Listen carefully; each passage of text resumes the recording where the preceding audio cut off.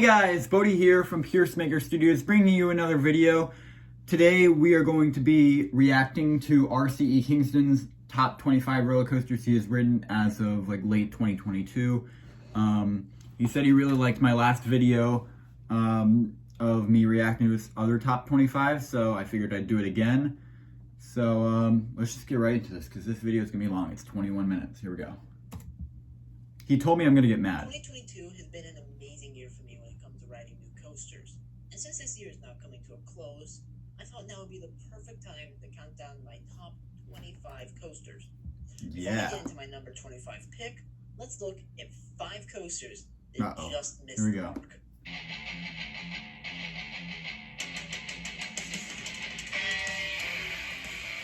I don't think Invader should be in the top 30, but I don't... I'm not pissed over that. He put it over Steel Vengeance last year, so I was yeah. That's fine for me, honestly. I'm alright with that. That's respectable, honestly.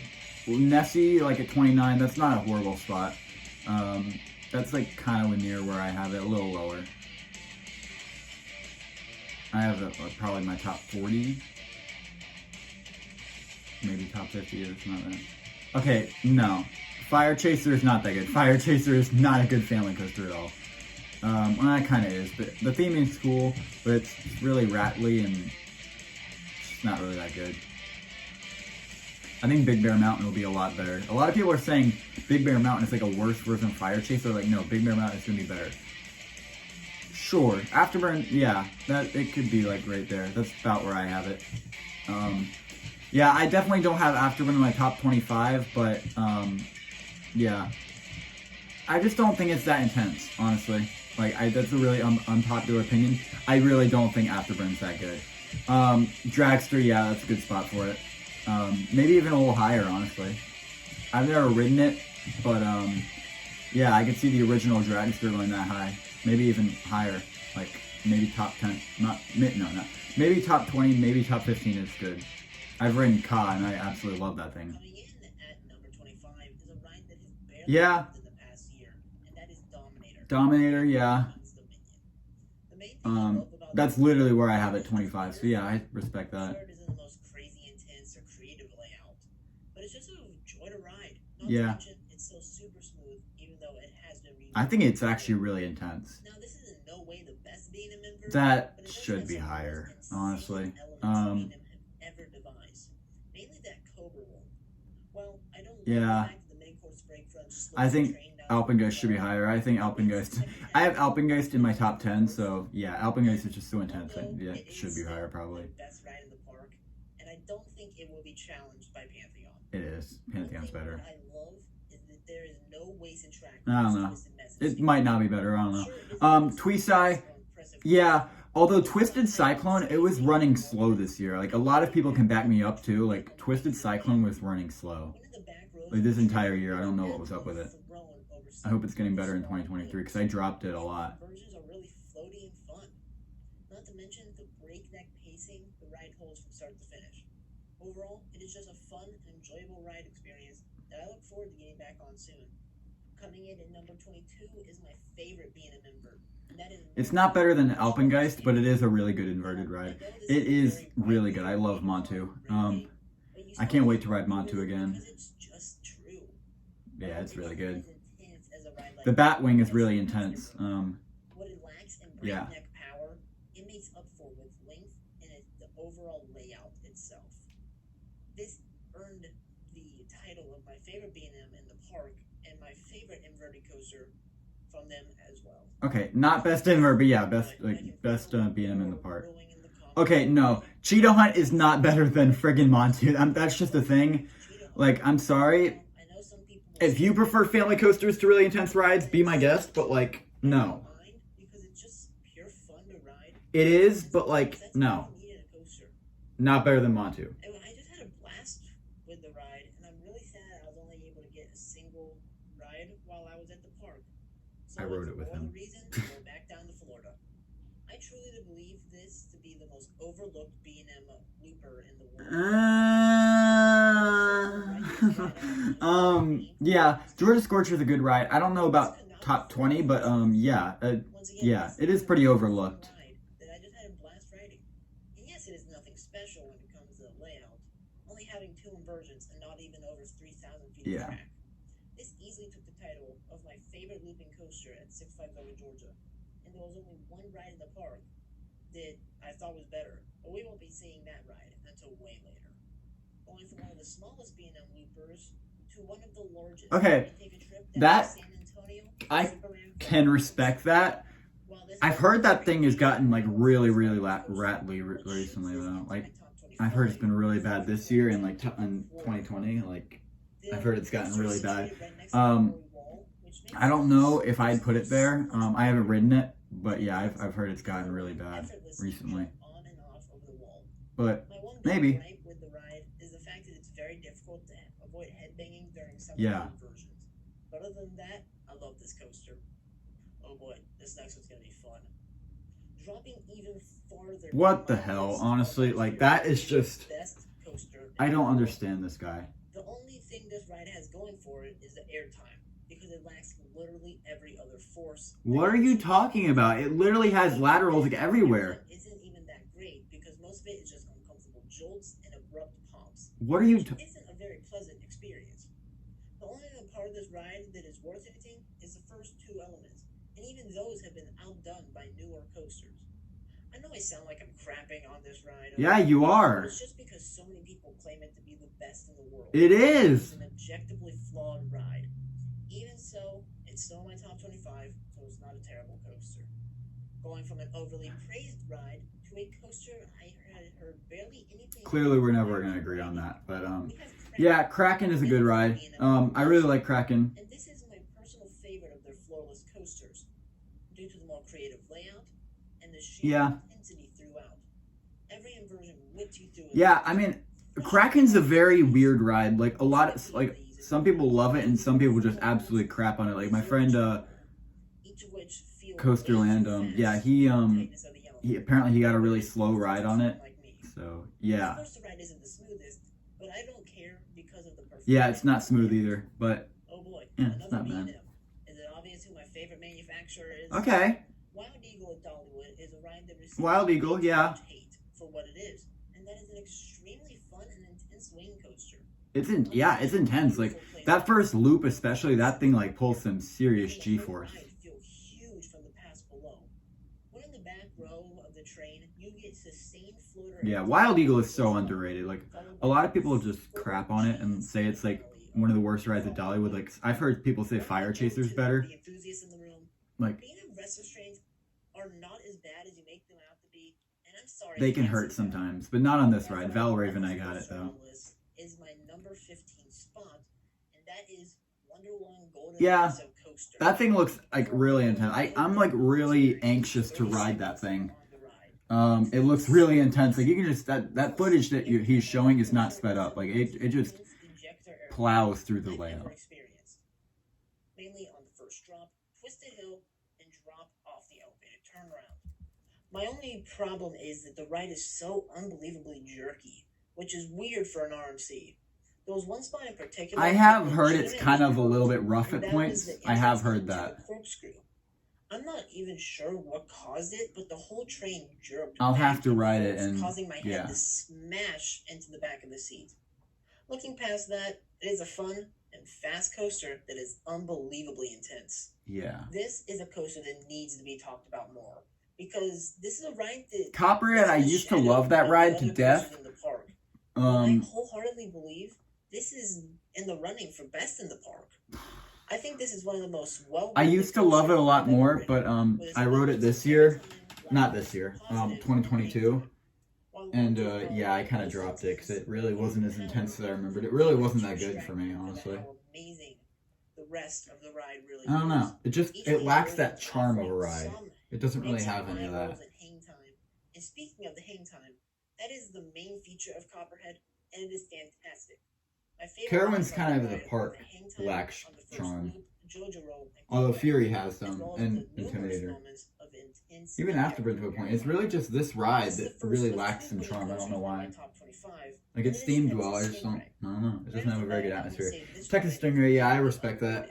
It's a pretty good, it seems pretty good. Obviously I haven't ridden it, but from looking at it, it looks like a pretty good ride. That being, it had a slight bite to it, but it wasn't uncomfortable. This is one of the few coasters I can confidently say keeps getting better the longer it goes, due to the immaculate design of the layout, focusing on larger elements at the start before switching to lots more low to the ground twists. Yeah, I do kind of want to ride it. While the ride doesn't get any powerful ejector airtime, it does have some good pops into some of the turns and on some of the hills in the second half. The entire ride is just fun, fast, and intense. It is good for anyone from a well-versed thrill seeker to a person who's just getting into coasters. Alright. The smallest coaster on the list. Icebreaker, yeah. Icebreaker's really good. I love Icebreaker so much. I was not expecting much going into That's like around where I have it, I think. I have it like around where he has it. Yeah, Icebreaker's really good. It really surprised me. The fact that it is marketed as a family coaster just I rode this with him. Because I've been on a fair share of family coasters. I actually think this is better than Mako in the same park, which not a lot of people agree with, and I don't think he agrees with it either. The intensity of Icebreaker in terms of airtime. Other than that, the ride doesn't have much else to offer, but I was just so shocked by the layout. It's got some positives. I actually grayed out like every time I rode it in that like little area in the back part. Because they're so awful from a comfort perspective. Yeah, the trains are kind of bad. The comfort colors don't bother me as much. It's just so crammed. Okay, Magnum's not that good. But like, okay, Magnum is a really good ride. Like, I think I have it in my top 25, but I don't think it deserves like almost top 10. So much fun to be flung all over the place. Yeah. I love the bouncy floater on the ride's outward leg. Yeah. Like the airtime on the classic. Here's the thing for me. Those last couple of airtime hills make the experience for me. If they didn't have that, this ride would absolutely be trash. But those last airtime hills make the ride. Hills are pretty self-explanatory because they're triangles, causing the riders to get absolutely shot into the stratosphere with some of the most intense ejector airtime on the entire planet. Well, I never got it looks really good. The Magic Seat, I did get some incredible rides on this absolute beast. The fact that this was the full first circuit coaster to break 200 feet is amazing due to the quality of the layout. Yeah, it was. Yes, I know not many. It wasn't the first coaster over 200 feet, but it was the first full circuit. Starting off at top 10, we have Mako, the world's most overrated B&M Hyper. Now, I'm in no way saying that this is a bad ride. I don't think it's the most overrated B&M Hyper, but I don't think it's the best B&M Hyper. I think it's the second best for sure. It's really good. And what I ended up getting was an above average Hyper. I think I have it top 20. I don't think I have it top 10. The only B&M Hyper that I think is better than it is Goliath over Georgia. First floater hill and the speed hill. But other than that, it doesn't have many other moments of airtime. But also the coaster is still glossy smooth, making it extremely re-rideable. It's got a ton of points of airtime. I don't know what you're talking about. The coaster to dry off after Infinity Falls. The final full wooden coaster on my list is my favorite GCI, and that is Thunderhead.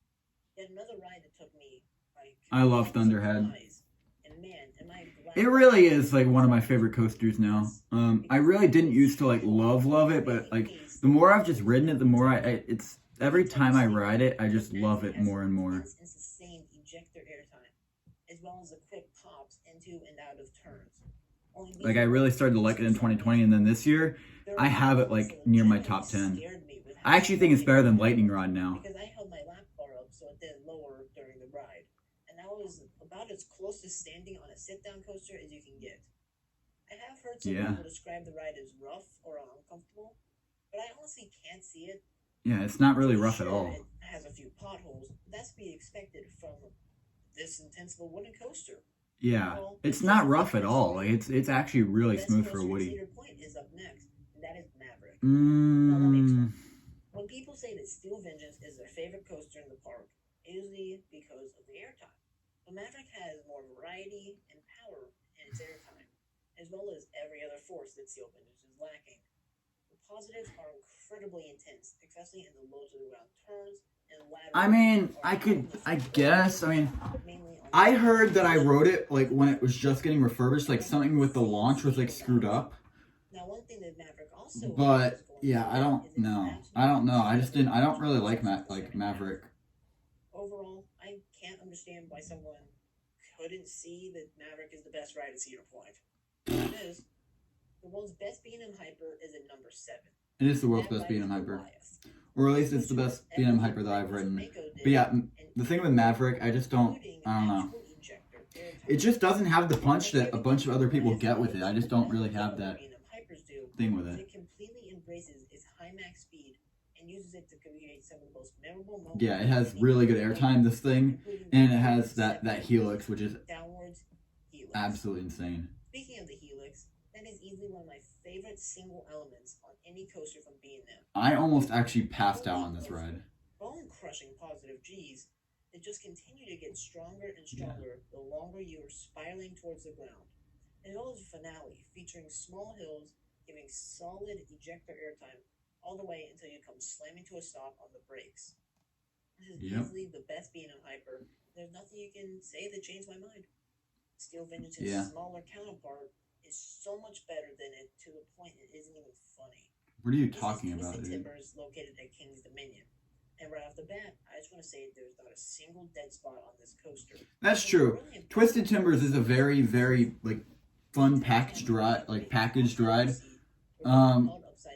Like you said, you know, it's like Steel Vengeance's like younger brother. But yeah, I definitely think that Steel Vengeance is better. Instead, it focuses on moderately sustained yet still powerful moments of ejector, as well as the absurd triple camelbacks. Unlike other RMCs, where I need to get back on this. I need to get back to Kingston and ride this in I-305 again.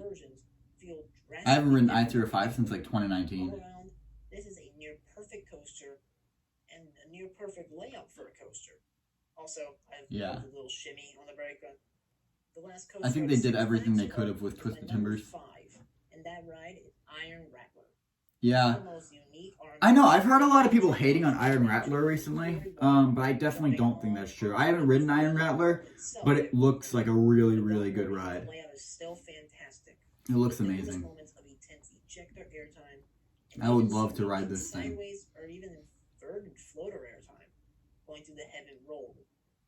And the smaller wave turns at the top of the quarry wall. Speaking of the something I do think is probably is overrated in this ride is the quarry wall drop. It is not slow in the slightest. It really doesn't look that good, even in the back row. I think the first drop looks so much better. The first drop looks like probably the best drop on any roller coaster. Just missing the top 3 is the most intense coaster I have ever ridden. Yeah. And that is Intimidator 305. I-305 is so amazing. I really need to get back there. More aggressive. I wish I could say more about the ride, but it is such a simple yet amazing coaster. Yeah. I really don't know what else to say. I think the turn pulls like 5 Gs the first turn after the first drop and sustains it for like 3 seconds. As well as this was the first and only time I have ever blacked out on a coaster. And then those twists and shouts, like, ride marathon on this so coaster, amazing. and suffice to say, blacking out 8 times in a row is not good if you don't like terrible migraines. Not to mention the ride is pretty comfortable due to the soft restraints. And yeah, it's really comfortable with the soft restraints because any headbanging that you could get, you don't. Or at least it doesn't hurt. Making off the top 3 is the world's only launched hybrid coaster. Wow. While the ride itself didn't quite live up to my expectations, it still found its way into my top 3 favorite coasters by the end. I didn't think you liked that much. The ride wasn't quite as intense as people made it out to be, but it still has some fun. Yeah, it's really gotten worse after everything that happened to it. Like, they slowed down the launch, they got rid of the wood track, which I do think was an upgrade. I do think they should make it a full-on hybrid coaster.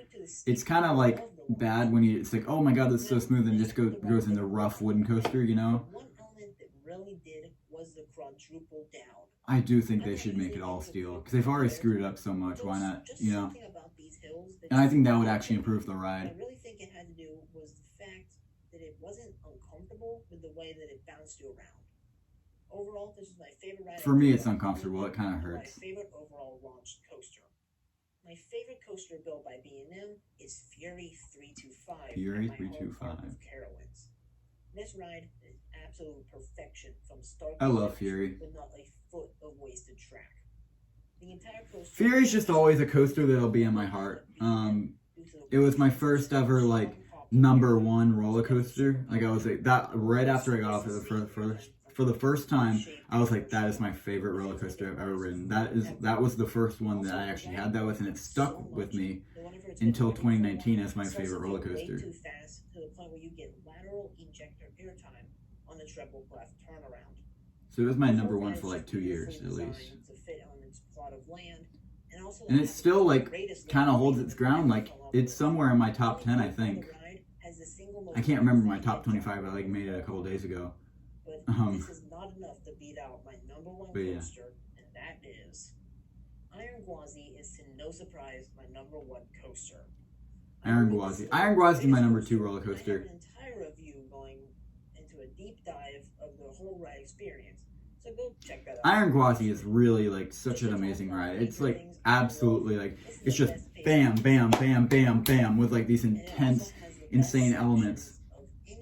The only reason I like Steel Vengeance more is I can't really tell you honestly. I don't know why, but I just do. Also an incredible standout moment with this beyond vertical drop angle giving extreme ejector airtime. Steel Vengeance almost is like, I think Iron Gwazi is objectively, I think that is the best ride, but I think Steel Vengeance is my favorite. For more roller coaster content. If you want to leave a hate-filled comment on how I'm wrong about a certain coaster, please feel free to. But for you normal people who won't attack me for my opinion, I would love to hear your top coasters. Hey, I'm not attacking you for your opinion. You told me to react to this. I gave my reaction. That's all I have for this video, so I'll see you in 2023. Bye for now. Yeah, I respect your opinion. Honestly, I like this list more than I like the other list. Overall, honestly, we have pretty similar opinions on roller coasters. There's just a couple things I would change around. But yeah, overall, not a horrible list. Yeah, I respect your opinion, bro. I love you. You know that. Thank you guys so much for watching. I think that was the first, like, other than the top 25s, I didn't talk in the top 25. I just listed coasters and music. I might have another reaction. I might react to Airtime Thrills top 50. Probably will. But yeah. Something I just wanted to tell you guys about. I do every other day videos now. And I think I'm going to do Halloween video one day and then roller coaster the next day and flip-flop between the two. And then if there's like an onstage performance, I'll put that in there. So yeah, that's how I'm trying to do. I'm trying to equal it all out. So you guys, like, both of the people, like, if you like roller coasters, you're happy. If you like Halloween videos, you're happy too. So yeah. All right, guys. Thank you guys so much for watching. And I will see you in the next video.